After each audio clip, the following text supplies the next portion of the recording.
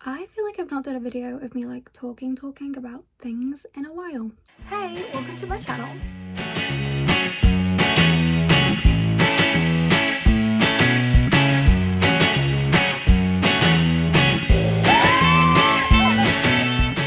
Oh, hello. Okay, so we're going to be doing a video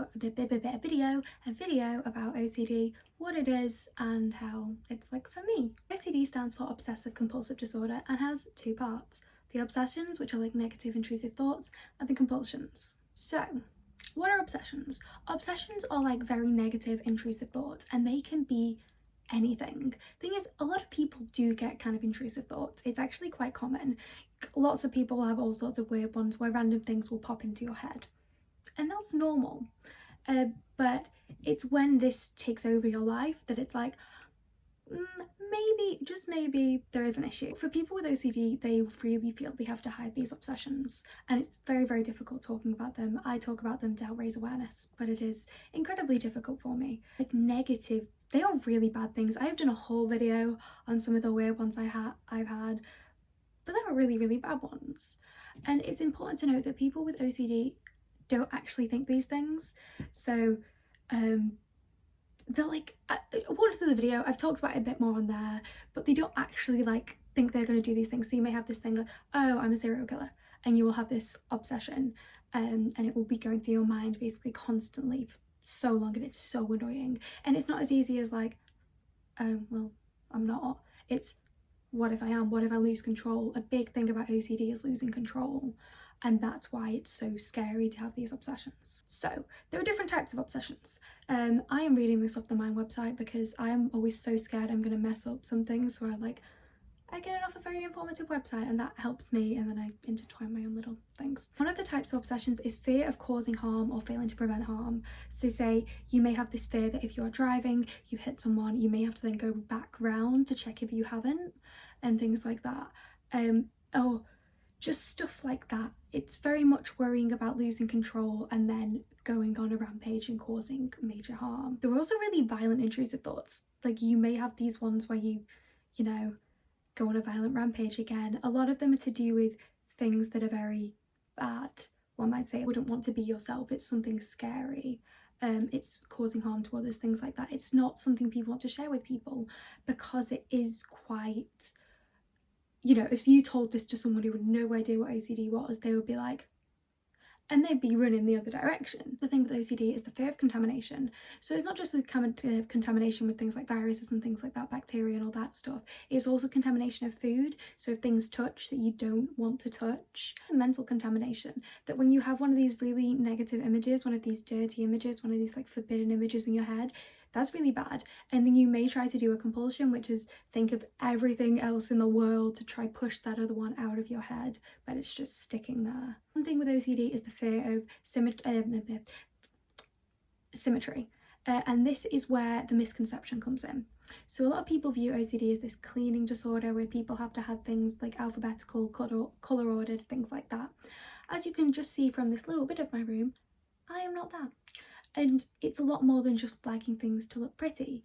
It's very stressful, and I've tried to get this across a lot because I don't think people get how stressful it is, but it is really, really stressful. It's really exhausting to be constantly, your head constantly having these thoughts that you just don't want to be thinking. And then the second part of OCD is the compulsions, and these are like repetitive actions or rituals to get rid of the stress caused by the obsession on your head. So often with the obsessions for me, it's like, oh, you have to touch this like doorknob a certain number of times or something bad will happen. Or it could be you have to do this a certain number of times to prevent something bad from happening. It's things like that. So for some people, they may have compulsions that are in a set number. So you may have to do something 3 times, 4 times, something like that. People often with OCD have safe numbers. For me, my safe numbers vary. So it can be 3, 4, 5, 8, 12. But sometimes those numbers I cannot do. It's never the same for me personally, and sometimes I just have to do something till it feels right. So you may just have to keep doing it in the counts of 3 or until it feels right. And sometimes it's so bad, like it just doesn't feel right, you have to pull yourself away.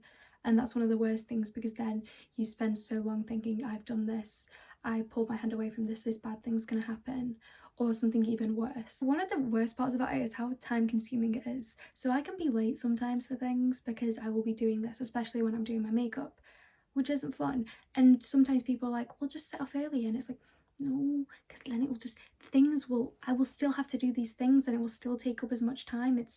It makes no sense, but it's very annoying. And also when I do these compulsions, I may have to, like with my shampoo, put way more than I need on, so it's expensive. I feel like no one ever talks about it, but it is very expensive. I go through products definitely faster than a normal person, especially with perfume. I definitely put too much perfume on, which isn't good because I sneeze a lot. I'm really sorry to everyone around me.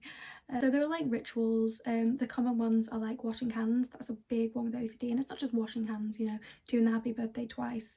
It's washing them until they are raw. Some people really like, it gets really bad. Another one is checking. Now a lot of people check doors, double check cars, but it's more than just checking it and looking.